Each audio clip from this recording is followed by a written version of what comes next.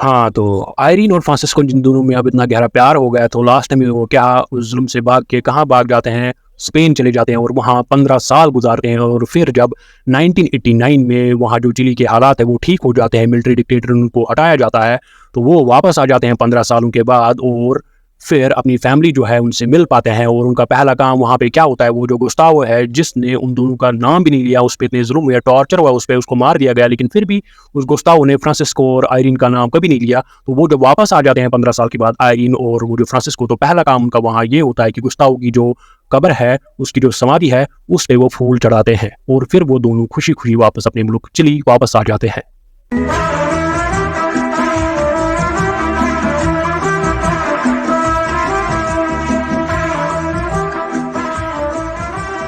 हे fellows, एक बार फिर से स्वागत है आप सबका इस चैनल में, जिसमें क्या होता है कि जैसे कि आप सबको पहले ही पता है, जो मुख्तलिफ़ किस्म की जो फ़िल्में हैं, जो मूवीज़ हैं, उनकी जो कहानी है, वो मैं बिल्कुल ही शॉर्ट में बयान करता हूँ। तो मुझे इस बार भी पूरी उम्मीद है कि आप सब ठीक होंगे, अच्छे से होंगे और बिल्कुल ही मज़े में होंगे। तो करते हैं आज फिर से बिनक्शी देरी की दास्तान शुरू। आज की जो मूवी है, जो फ़िल्म है, ये मूवी आई थी 1994 में, 1994 में। इस मूवी की जो IMDb रेटिंग है वो है 4.9 आउट ऑफ 10। इस मूवी का नाम क्या है? इस मूवी का नाम है ऑफ लव एंड शैडोज़। तो इस मूवी की कहानी ऐसे समय में, ऐसे वक्त में बताई गई है, मतलब 1973 का साल होता है, 1973 में चिली जो एक कंट्री है, उसमें, उस मुल्क में क्या हुआ था काम 1973 में, जब आर्मी ने वहाँ की गवर्नमेंट को उल्टा पुलट कर दिया था और आर्मी का कंट्रोल वहाँ पे आ गया था, वहाँ पे आर्मी जनरल्स का कंट्रोल आ गया था, वहाँ पे डिक्टेटरशिप आ गई थी। तो इस डिक्टेटरशिप के दौरान वहाँ पे क्या दिखाया गया है कि वो जो फ़िल्म है, इसके जो मंज़र है वो दिखाए गए हैं। तो शुरुआत दिखाई गई इस मूवी में एक लड़की के साथ जिसका नाम होता है आयरीन। वो लड़की एक एडिटर जो होती है मैगज़ीन कंपनी में, वहाँ पे काम कर रही थी। तो उसके जो घर वाले थे काफ़ी तो अमीर थे, वहाँ घर में उसकी माँ थी और उसकी माँ ने क्या किया था, अपने बड़े से घर को क्या एक आश्रम बना दिया था, मतलब बूढ़े लोगों के रहने के लिए जगह बनाई थी। क्यों ऐसा उसने क्यों किया था?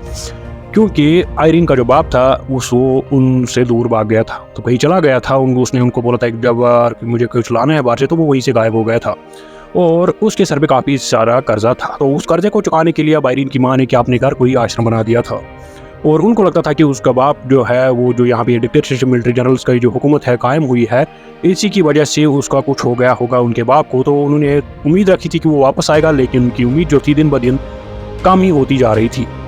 अब जब आयरीन थी वो एक एडिटर मैगज़ीन के लिए काम कर रही थी, दूसरी तरफ दिखाया गया है एक बंदा, एक आदमी जिसका नाम था फ्रांसिस्को। फ्रांसिस्को क्या था? वो एक फ़ोटोग्राफ़र था और वो जो था वो भी इस मिलिट्री डिक्टेटरशिप जो था इसके खिलाफ था, क्योंकि इसको लगता था कि ये जो मिलिट्री डिक्टेटर है हम पे, लोगों पे यहाँ पे काफ़ी सारा जुल्म करते हैं, लोगों की आवाज़ कोई भी नहीं सुनता। तो वो एक बार आ जाता है उसी आयरीन के जो जहाँ पे वो मैगज़ीन के लिए काम करती थी, उस एडिटर कंपनी में। तो वहाँ पे वो जो फ्रांसिस्को है, वो जब आयरीन से मिलता है, तो उन दोनों का एक ही मकसद था वहाँ पे, मतलब वो दोनों आपस में क्यों मिले थे? क्योंकि दूर एक गाँव में क्या एक लड़की थी जिसका नाम था एवन ग्लेन। एवन ग्लेन जो थी वो लड़की, उसके बारे में ये बताया जा रहा था कि उसके अंदर कुछ शक्तियाँ पाई गई हैं। दिन के वक़्त उसको कुछ दौरे से पड़ते हैं और उन दौरों की वजह से क्या होता है काम, वहाँ के जो बर्तन होते हैं उसके घर में वो हवा में लटकने लगते हैं, ऊपर छत पे जैसे ओले गिर रहे हैं, ऐसी कुछ आवाज़ आने लगती है, उसके अंदर कुछ शक्तियाँ है। तो आयरीन और जब फ्रांसिस्को फ़ोटोग्राफ़र था, आयरीन को मैगज़ीन के लिए कुछ कहानी चाहिए थी, तो वो दोनों मिल के चले जाते हैं वहाँ उस गाँव में, वो जाँच पड़ताल करने की आखिर एवन ग्लेन लड़की के बारे में ये जो कह रहे हैं, क्या ये सच है कि नहीं? तो वो चले जाते हैं, स्कूटी पे चले जाते हैं। स्कूटी होती है किसकी? फ्रांसिस्को की। दोनों चले जाते हैं, सफ़र मज़े से बिताते हैं और जब वो वहाँ पहुँच जाते हैं तो वहाँ दिन का टाइम ही होता है और वो जो एवन ग्लेन है उसको दौरे पड़ने आ रहे हो, मतलब उसको दौरे आ रहे होते हैं उसी वक्त। तो उसी वक्त वो फ्रांसिस्को और आयरीन भी वहाँ पहुँच जाते हैं। वहाँ उस एवन ग्लेन की माँ होती है, उसके परिवार वाले होते हैं और आस-पास के गाँव के जो लोग, मतलब आस-पास के जो लोग हैं उनके गाँव में, वो भी होते हैं वहाँ पे, नेबर्स, मतलब पड़ोसी उनके। तो लेकिन अब जो फ्रांसिस्को है फ़ोटो क्लिक करने लगता है, आयरीन भी देखती है कि ये मतलब क्या हो रहा है इस एवन ग्लेन को। तो लेकिन तभी वहाँ पे मिलिट्री वाले आ जाते हैं, क्योंकि वो जो एवन ग्लेन है जिसको वो दौरे आ रहे थे उस लड़की के, उसका जो भाई था वो भी मिलिट्री में था। तो उसके भाई ने अपने कमांडर को बताया था कि, मतलब जनरल को बताया था कि मेरी बहन के पास ऐसी शक्ति है, वो ये।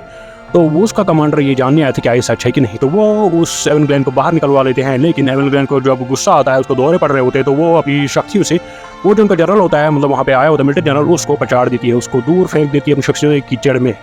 तो उसको लगता है उस जनरल को मेरी बेइज्जती हो गई, तो वो वहाँ से दुम दबा के भाग जाता है और उसका जो भाई है एवन ग्लेन का, वो भी डर के मारे वहाँ से अपनी जनरल के साथ भाग जाता है।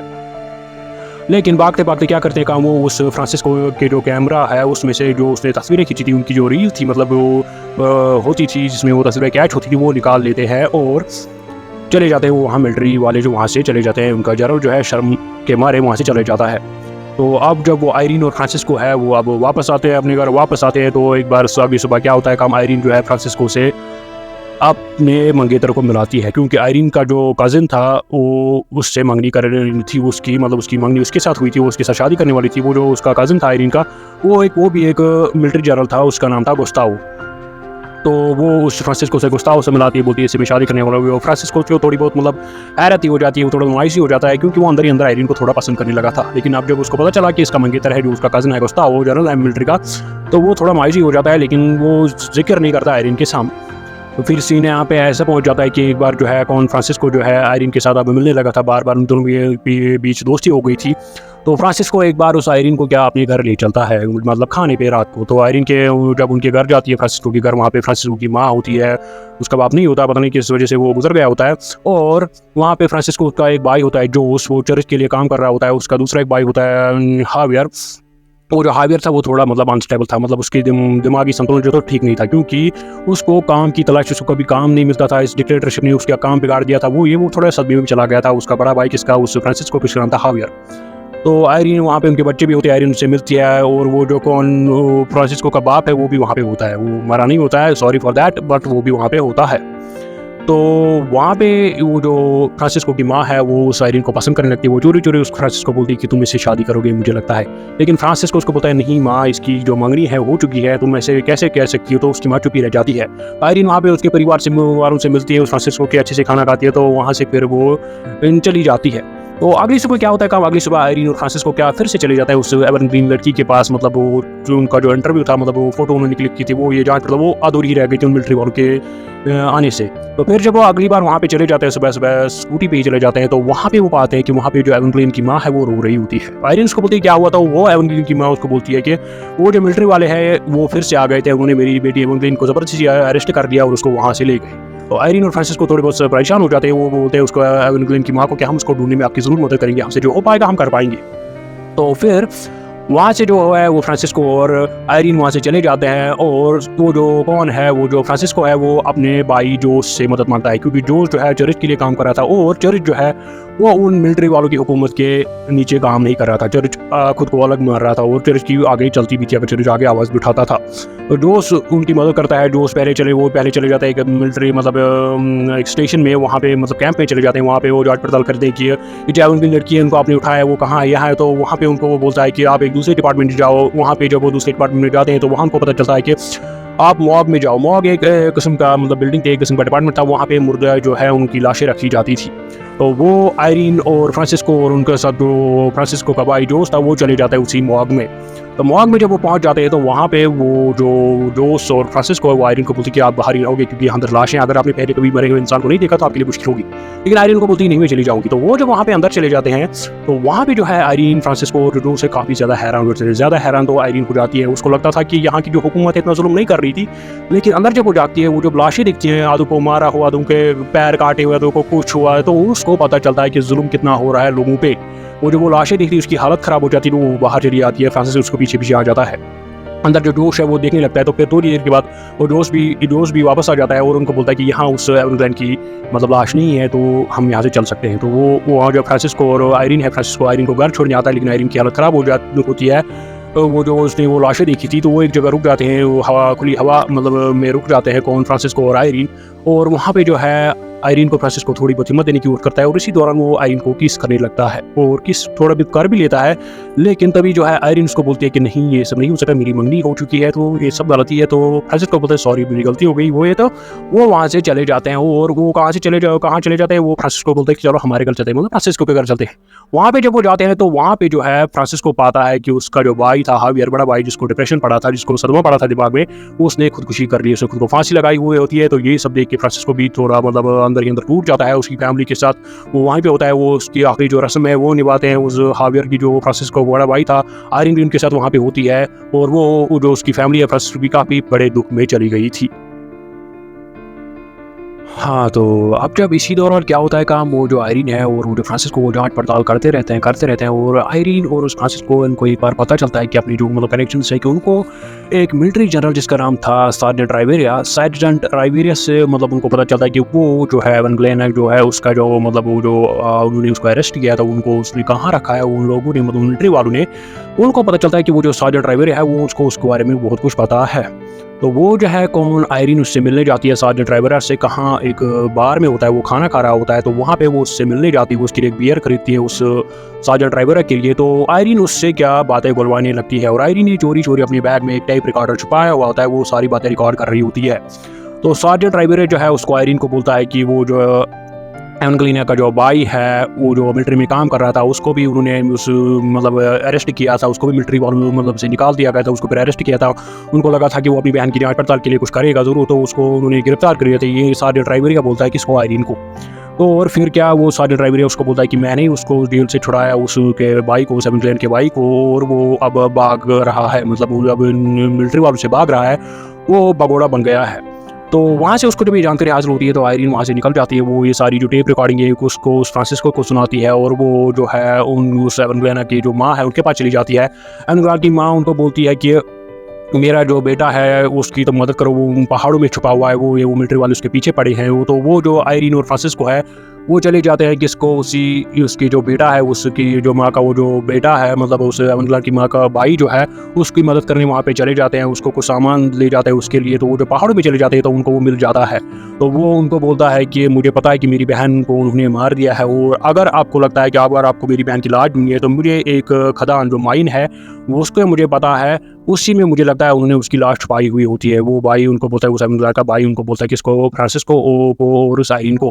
तो फ्रांसिस्को और आयरीन जो है वहाँ से चले जाते हैं उसी खदान में। वो आगे से बंद पड़ी हुई होती है, आगे बोर्ड लगा हुआ होता है कि हाँ ना मना है, लेकिन वो बोर्ड निकाल देते हैं, उसका जो आगे से बंद पड़ी थी उसको खोल देते हैं। अंदर जब वो चले जाते हैं तो अंदर वो बहुत सारी सड़ी पड़ी लाशें देखते हैं। आयरीन जब ये सारी लाशें देखती है उसकी हालत बिल्कुल बहुत खराब हो जाती है, वो बाहर चली आती है। तो फ्रांसिस्को भी उसके पीछे पीछे आ जाता है, आयरीन को नीचे बैठाता है, उसको बोलता है मुझे अंदर जाना होगा, मुझे फोटोग्राफ उठानी है। तो अंदर जब वो जाता है तो वो सारी फोटो उठाता है और वहाँ पे उस आयरीन की लाश भी पड़ी हुई होती है। तो वो सब फोटो जब उठाता है तो वो वहाँ से निकल जाते हैं, तो दूर एक पहाड़ों के बीच बैठने लगते हैं, वहाँ पे थोड़ी बहुत सांस लेने लगते हैं। तो इसी दौरान जो है वो दोनों एक दूसरे के बहुत ज़्यादा करीब आ जाते हैं, और आयरीन भी और फ्रांसिस्को भी एक दूसरे के बहुत ज़्यादा करीब आ जाते हैं और उन दोनों को जो प्यार है वो इजहार हो जाता है। तो फिर अब उनके पास फोटोज भी थे फ्रांसिस्को के पास, तो वो चले जाते हैं वापस घर। जो फ्रांसिस्को है वो अपने भाई जो चर्च के लिए काम करता था उसको ये सारे फोटोज दिखाता है, उसको बोलता है कि ये देखो यहाँ की जो मिलिट्री हुकूमत ये क्या कर रही है लोगों के साथ, तो वो तुम इस मसले को आगे बढ़ाओ, वो ये। तो फिर क्या होता है काम, फिर जो दोस्त है वो सारे फोटोज ले जाता है। ऊपर से जो आयरीन है उसके पास वो कज़न गुस्तावो आ जाता है, उसका मंगेतर होता है। आयरीन उसको बोलती है कि मैं तुमसे शादी नहीं कर सकती, मुझे किसी और से प्यार है, वो ये वो फ्रांसिस्को का बोलती है। तो गुस्तावो वहाँ से गुस्से में ही चला जाता है, आयरीन उससे अपने रिश्ता भी तोड़ देती है। अब जो कौन है, अब जो वो सार्जेंट राइवेरिया है जो उस आयरीन की मदद कर रहा था, आयरीन उससे फिर से मिलती है एक जगह। तो वहाँ पे वो जो राइवेरिया वो उसको एक नोटबुक दे देता है, उसमें बोलता है राइवेरिया उस आयरीन को कि इसमें वो सारे जो कत्ल के मिलिट्री वालों ने मासूम लोगों के उनका रिकॉर्ड है। तो वो उसको वो दे देता है और आयरीन वहाँ से निकल जाती है। और लेकिन फिर क्या हो जाता है काम, सार्जेंट राइवेरिया जब वहाँ से निकलता है, आयरीन पहले ही निकल जाती है, तो आगे बाद में जब सार्जेंट राइवेरिया वहाँ से निकल जाता है तो उसको एक गाड़ी ठोक देती है, ट्रक ठोक देती है और उसको वहीं पे मार देती है। और वो जो आयरीन है वो क्या कर देगा, वो इस नोटबुक को उसको लगता है कि खतरा होगा मेरे लिए, वो उसको एक अपने दोस्त के पास छुपा देती है। उसको झूठ बोलती है कि मेरे एक खत है जो मैं भूलना भेजना भूल गई थी, इसको अपने पास कोई एक ज़रूरी खत है मेरे लिए, लेकिन असल में वो वही नोट थी जो उस राइवेरिया ने उसको दिए थे आयरीन को। तो फिर 2-3 दिन बाद क्या होता है, आयरीन एक रास्ते पे चल रही होती है सड़क पे, तो उसको भी दो गाड़ी में कुछ लोग आ जाते हैं, उसको 2 गोलियां मार देते हैं उसके पेट में, और आयरीन वहीं पे बेहोश हो जाती है, जख्मी पड़ जाती है। और वहाँ पे जो है आयरीन को हॉस्पिटल लिया जाता है, और वहाँ पे हॉस्पिटल उसके साथ फ्रांसिस्को होता है, उसकी माँ होती है। उसकी माँ फ्रांसिस्को को बार-बार कोसती थी कि तुमने आयरीन को इस मसले में लिया, वो ये।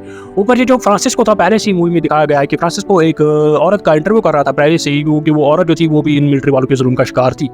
तो अब जब वो आयरीन है वो पहुंच गई हॉस्पिटल और फ्रांसिस्को उसके साथ था, उसकी हालत काफ़ी ज़्यादा नाजुक थी उस आयरीन की, और फ्रांसिस्को उससे दिलो जान से प्यार करता था, वो काफ़ी ज़्यादा रो रहा था, और डॉक्टर उनको बोल रहे थे अब ऊपर वाली के हाथ में कि आयरीन बच पाएगी या नहीं, लेकिन आयरीन हिम्मत रखती है और वो बच पाती है। और वहाँ पे वो गुस्तावो भी आ जाता है, और वो फ्रांसिस्को गुस्तावो को बोलता है कि तुम पहले आयरीन से मिलो। आयरीन को जब थोड़ा होश आ जाता है तो गुस्तावो उसके पास आ जाता है, उससे बात कुछ नहीं करता, और वहाँ से उसको चुमा देता है उस आयरीन को होठों पे गुस्तावो, और वहाँ से किस करता है उसको प्यार से, अपने दर्द से, और वहाँ से वो गुस्तावो निकल जाता है। फिर फ्रांसिस्को वहाँ पे आ जाता है, वापस। और फ्रांसिस्को क्या करता है काम, वो आयरिन से मिलता है, आयरिन को थोड़ा बहुत होश आ गया होता है, वो दोनों आयरिन को काफ़ी ज़्यादा ख्याल रख रहा होता है। कौन, वही वो जो है फ्रांसिस्को उसको मतलब ठीक होने में बहुत ज़्यादा मदद कर रहा था। ऊपर से जो गुस्तावो है उसको भी आयरिन ने बोल दिया होता है पहले ही कि यहाँ की जो मिलिट्री है, तो भी जनरल मिलिट्री के लिए काम करते हुए यहाँ की मिलिट्री देखो क्या क्या जुल्म कर रही होती है। तो गुस्तावो जो है वो क्या करता है काम, वो अपने एक मतलब जो उसके अंडर काम कर रहे होते हैं उनके साथ एक प्लान बने रखता है। मतलब उनको बोलता है कि हम इस जो ऊपर हमारे ऊपर जो ऑफिसर या हमारे साथ जो मिलकर ऑफिसर काम कर रहे हैं, ये लोगों को मार रहे हैं, इनके खिलाफ हम जरूर कुछ करेंगे। लेकिन गुस्तावो अंदर एक मीटिंग ही कर रहा होता है अपनी आर्मी के साथ, उसके बाद भी उसको ऊपर भी हमला हो जाता है, अपनी मिलिट्री वाले उस पर हमले कर देते हैं। और क्या करते हैं काम, उसको गुस्तावो को भी टॉर्चर कर देते हैं, उसको भी मार देते हैं, उसको भी रास्ते से हटा देते हैं। तो फिर क्या होता है काम, अब जो आयरिन है वो मतलब थोड़ी बहुत उसकी सेहत ठीक होने वाली थी। उनका एक दोस्त था, वो उनको बोलता है कि इसको, आयरिन और फ्रांसिस्को को बोलता है कि आप दोनों को इस मुल्क से निकलना होगा बाहर, क्योंकि आयरिन के पास जो वो नोटबुक थी, वो आयरिन को बोलती है कि नोटबुक कहाँ है। तो फ्रांसिस्को वो नोटबुक भी ले आता है उसकी फ्रेंड से। तो फिर उनका दोस्त बोलता है उनको कि आपको इस मुल्क से निकलना होगा, क्योंकि आपके पीछे भी ये मिलिट्री वाले आपको भी रास्ते से हटाएंगे। ऊपर से जो दोस्त है वो क्या करता है काम, वो जो उसको फोटो दिए थे फ्रांसिस्को ने मासूम लोगों के जो साथ जुल्म होता था, तो चर्च मसला जो आगे बढ़ाता है, आगे का जो ऊपर वाले मतलब जनरल्स होते हैं उनके सामने मसला लाते हैं, लेकिन वो जनरल्स भी है उसको नजरअंदाज करते हैं। और इसका जो मैन जो एक सार्जेंट था, एक जनरल था जिसका नाम था रमरेज, वही इन सब कत्लोगार के लिए मतलब उसका ही इनमें सब में हाथ था। तो लेकिन वो जो वहाँ पे जो टर्च है उसके खिलाफ वो सबूत देते हैं आगे, लेकिन वो उस रमरेज के खिलाफ कुछ नहीं करते, उसको भी माफ करते, उसको भी छोड़ देते, उसको सजा नहीं देते।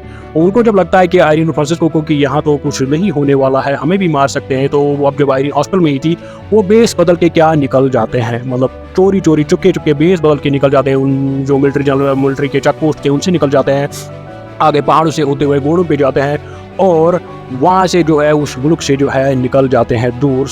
कहाँ, स्पेन में। वो क्या करते हैं काम, वहीं पे रहने लगते हैं। और फिर उस मूवी में लास्ट में दिखाया गया है कि मतलब बयान किया गया है कि आयरिन बोलती है कि फिर मैं और फ्रांसिस्को जो है स्पेन में रहे, और वहाँ हम तब तक रहेंगे जब तक कि हमारा मुल्क में जो है मतलब ये जो है डिक्टेटरशिप ख़त्म नहीं होगी, यहाँ का जो कानून है वो पर मतलब वापस आएगा, इक्वालिटी वापस आएगी, और यहाँ की जो मतलब हालात है वो ठीक हो जाएंगे। फिर हम यहाँ अच्छे से अपने मुल्क में वापस आएंगे और अपनी जो फैमिली है उनसे खुशी खुशी मिलेंगे। तो यहाँ पे होती है फिल्म की एंडिंग। तो इस मूवी में जो है काफ़ी ज़्यादा इसमें थ्रिल है, इस मूवी में एक्शन है, एंड ये जो मूवी है काफ़ी ज़्यादा इंटरेस्टिंग है। तो आई होप आपको मेरी ज़ुबान से इस मूवी की कहानी अच्छी लगी होगी। आई होप आप इस चैनल को सब्सक्राइब ज़रूर करेंगे। तो मिलते हैं अगली बार अगली किसी फिल्म पे, तब तक के लिए टेक केयर।